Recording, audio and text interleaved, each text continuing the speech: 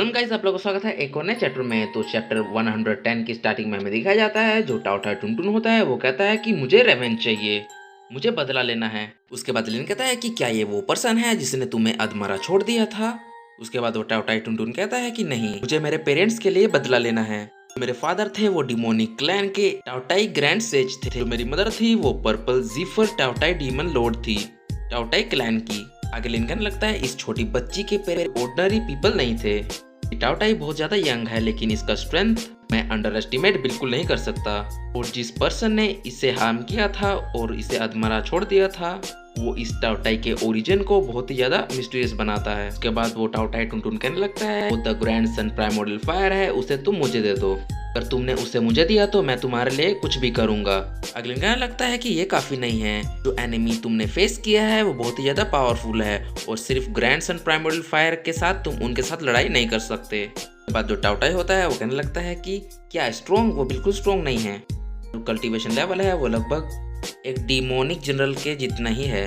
अगलिन सोचते हुए कहता है कि क्या एक डिमोनिक जनरल, अगर मैं ह्यूमन से कंपेयर करूं तो ह्यूमन का जितने फाउंडेशन एस्टैब्लिशमेंट स्टेज में रहते हैं उतना एक डिमोनिक जनरल होता है। तो क्या सचमुच एक डिमोनिक जनरल ने तुम्हें पीट के अधमरा छोड़ दिया था। अगलिन कहता है कि अगर ऐसी बात है तो उसे मारना तुम्हारे पेरेंट्स के लिए एक उंगली को उठाने के जितना ही आसान काम था, तो वो उसे मार क्यों नहीं पाए।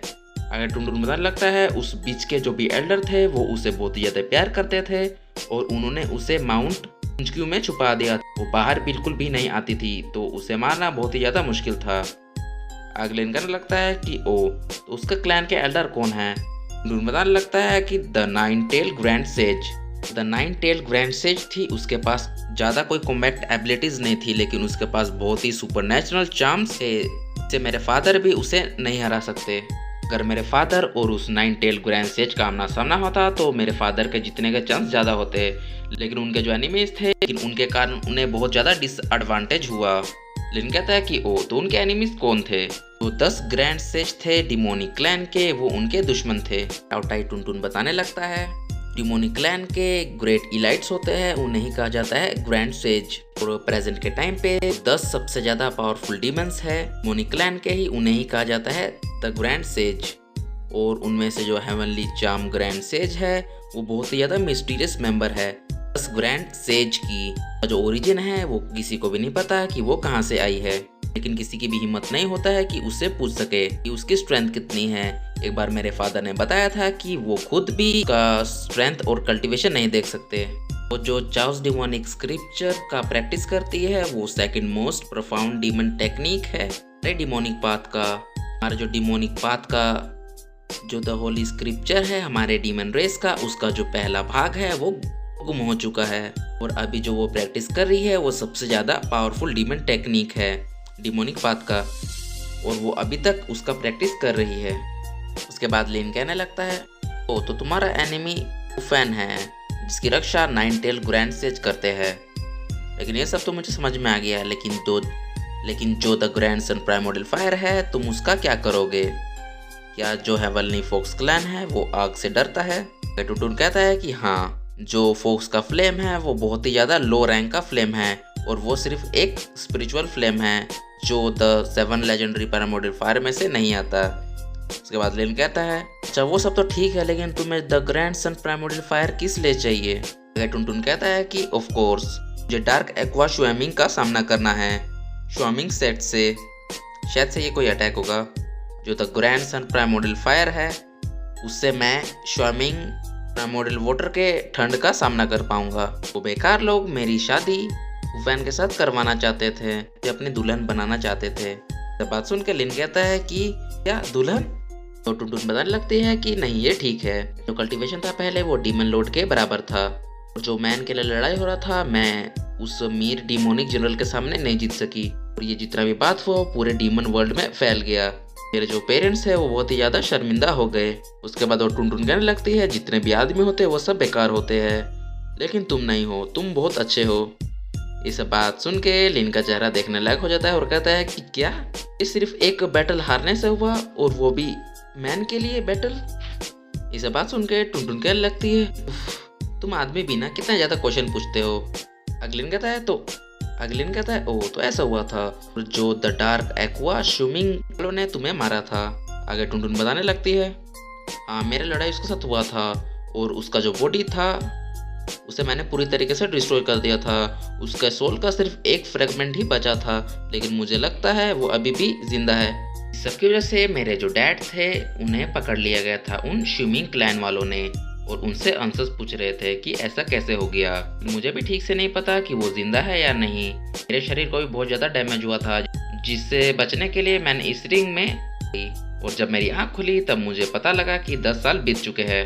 मेरे पास द ग्रैंडसन प्राइमोडियल फायर आ जाएगा तो मैं उस स्विमिंग प्राइमोडियल वाटर से अकेले फाइट कर सकती हूँ और उन्हें आराम से हरा पाऊंगी। और अपना एक पंच वॉल पे मार देती है और कहती है, अरे ये अचानक से दीवार कहाँ से आ गया। अगलिन सोचते हुए कहता है कि जो स्विमिंग प्राइमोडियल वाटर है वो बहुत ही ज़्यादा कोल्ड है, वो बहुत ही ज़्यादा कोल्डेस्ट और कूलेस्ट वाटर है इस दुनिया का, और वो इतना ठंडा है कि वो आग तक को जमा सकता है। और जो द ग्रैंडसन प्राइमोडियल फायर है वो one of the 7 legendary primordial fire में से एक है, तो इसी की वजह से जो टुनटुन है वो इसे पाना चाहती है। अगलिन कहने लगता है कि टुनटुन मैं तुमसे एक बात कहना चाहता हूँ, लेकिन तुम बुरा मत मानना। टुनटुन कहती है, अच्छा तुम बोलो। द डार्क एक्वा स्विमिंग वाले हैं, उन्होंने तुमसे फाइट की सिर्फ हुफेन के लिए। तुम दोनों एक दूसरे के लिए बहुत ही डीप एंड स्ट्रॉन्ग फीलिंग रखते हो, इससे यही कंक्लूजन निकलता है कि तुम लोग एक दूसरे के साथ में रह सकते हो। ये सब बात सुन के टुनटुन कहने लगती है कि ये तुम क्या बोल रहे हो, सब ह्यूफैन के साथ बस खेल रहे हैं। लिन कहता है, क्या बस खेल रहे हैं? तो जो द डार्क एक्वा स्विमिंग वाले हैं उन्होंने तुमसे डेथ मैच क्यों किया? मुझे लगता है कि उन्होंने फाइट इसलिए किया क्योंकि मैं चाहता था, मैं उनसे फाइट करना चाहता था। जैसे मुझे इसके बारे में पता चला कि वो ह्यूफेन के साथ ऐसा करने वाले हैं तो मुझे बहुत ज़्यादा गुस्सा आ गया और हमारा जो फ्रेंडली मैच था वो डेथ मैच में बदल गया। ये सब बात सुन के लिन बहुत शॉक्ड हो जाता है। टुनटुन कहती है कि वो जो ग्रैंडसन प्राइमोडियल फायर है वो मुझे दे दो। लिन कहने लगता है, तो ये कारण था तुम्हें द ग्रैंडसन प्राइमोडियल फायर चाहिए, इसके लिए तुम बस द डार्क एक्वा स्विमिंग वालों को हराना चाहते हो उस हुफैन के लिए। जो टुनटुन होती है वो कहती है, हाँ ये बिल्कुल सही बात है। आगे टुनटुन कहने लगती है कि जब मैं उन डार्क एक्वा स्विमिंग वालों जो हुफैन है वो मेरा हो जाएगा। और उसके बाद वो सपने देखने लगती है। और कहती है हुफैन को कि अब तुम मेरे हो चुके हो, जेंटल की तरह बनो। मैं तुम्हें प्रॉमिस करती हूँ कि मैं तुम्हें बिल्कुल भी हर्ट नहीं करूँगी। लिन इमेजिन कर रहा होता है और वो कहता है कि अरे यार, इसका इमेज तो बहुत ही ज़्यादा बेकार है, ये कितना गंदा लग रहा है। लिन कहता है कि अरे ये इसके लिए हो रहा था, ये कितना बेकार चीज़ है, मुझे इतना बकवास स्टोरी सुनना पड़ा। और गुस्सा हो जाता है और वहाँ से जाने लगता है। पीछे जो टुनटुन होती है वो कहने लगती है, तुम क्यों जा रहे हो, तुम यहाँ से मत जाओ, जाने से पहले सन प्राइमोडियल फायर तो देते जाओ कम से कम, तुम उसे मुझे दे दो। अगलिन जाता हुआ कहता है कि क्या सब डीमंस ऐसे ही होते हैं? और उसे तभी मैसेज मिलता है, मास्टर लिंगयून पीक पर पहुंच चुके हैं। तभी सीन शिफ्ट हो जाता है और हमें दिखाया जाता है सामने माउंट यूजिन होता है और लिन कहता है कि चलो चलो तुम सारे मुझे फॉलो करो। और उसके चारों डिसेबल कहते हैं, यस मास्टर। और वो लोग आगे बढ़ जाते हैं। लिन देखता है कि यहाँ आसपास का जितना भी एरिया है वो बिल्कुल एम्प्टी है। इसके बाद लिन अपने ब्लैक कलर फ्लैग में चले जाता है और तो वह कहने लगता है उसे कि अब तो मुझे जाने दो। और लिन कहता है कि तुमने मुझसे कहा था कि माउंट यूजिन यहाँ पर है, लेकिन यहाँ पर तो कुछ नहीं है। आगे वो बताने लगता है कि तुम उसे नहीं देख सकते जब तक तुम्हारा उससे कल कॉन्टैक्ट ना बन सके। और जो माउंट यूजिन है वो बहुत सालों पहले दिखा था वो ट्रिब्यूलेंस में, और उसे देखे हुए बहुत ज़्यादा साल हो चुके हैं, तो मुझे भी ठीक से नहीं पता। उसके बाद लिन बाहर निकल जाता है और कहता है कि अच्छा ठीक है, मैं खुद जाके चेक करूँगा।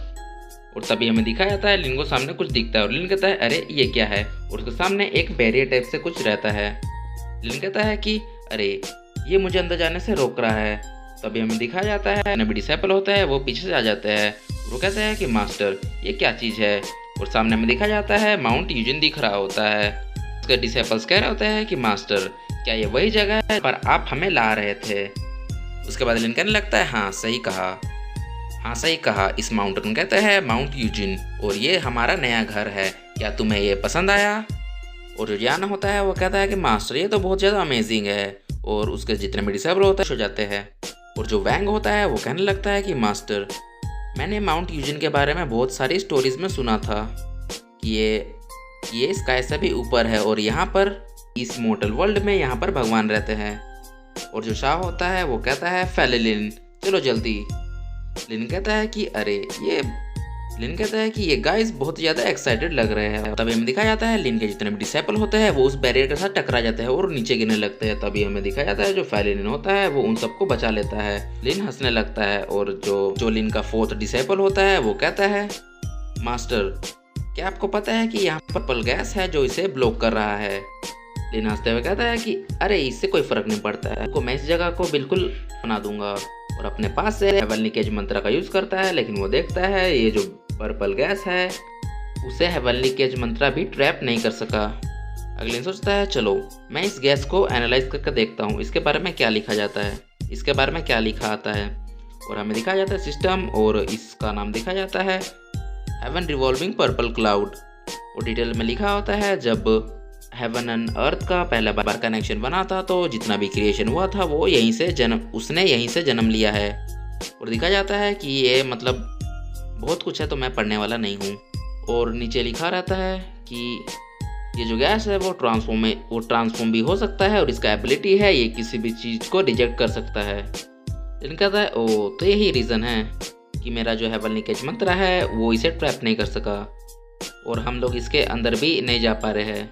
अगले अपने डिसेबल्स को कहने लगता है कि पहले मैंने तुम्हें कहा था कि वहाँ पर एक माउंटेन दिख रहा है ताकि तुम सब वार्म अप हो जाओ और मैं तुम्हारा एक टेस्ट लेने जा रहा हूँ। तुम्हारे सामने जो पर्पल गैस दिख रहा है उसका असली नाम हेवनली रिवॉल्विंग पर्पल क्लाउड है और इसे सोलर रिवॉल्विंग ओरिजिन गैस भी कहा जाता है। और ये तुम देख रहे हो किसी भी चीज़ में ट्रांसफॉर्म हो सकता है, तो इसे तोड़ना बिल्कुल भी सिंपल नहीं होगा। और अब तुम बारी बारी से ट्राई करो और इसे तोड़ने की कोशिश करो और अगर तुमने इसे तोड़ दिया तो माउंट यूजिन पहुँच के मैं तुम्हें एक स्पेशल रिवॉर्ड दूंगा। ऐसा बात सुन के उसके जितने भी डिसेबल होते हैं वो सब खुश हो जाते हैं और कहते हैं ठीक है मास्टर हम इसे ज़रूर तोड़ेंगे। तो गाइस साथ चैप्टर खत्म, तो मिलते हैं एक और नए चैप्टर में, तब तक के लिए बाय बाय।